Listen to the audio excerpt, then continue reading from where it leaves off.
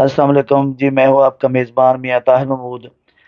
آج بات ہوگی تندور مالکان کے احتجاج کی۔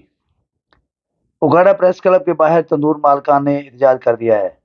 احتجاج کی قیادت تندور ایسوسی ایشن کے صدر رانا محمد نیاز اور جنرل سیکرٹری محمد اشرف نے کی ہے۔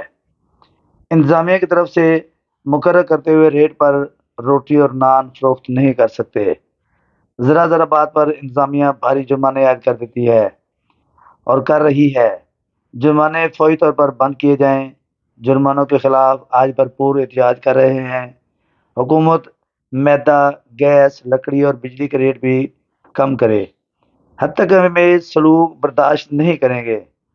اگر ہمارے مطالبات نہ مانے گئے اور ناجائز جرمانے دوبارہ کیے گئے تو احتجاج کا دائرہ کار مزید بڑھائیں گے۔ اگلی خبر تک کے لیے اپنے میزبان میاں طاہر محمود کو اجازت دیجیے۔ اللہ حافظ۔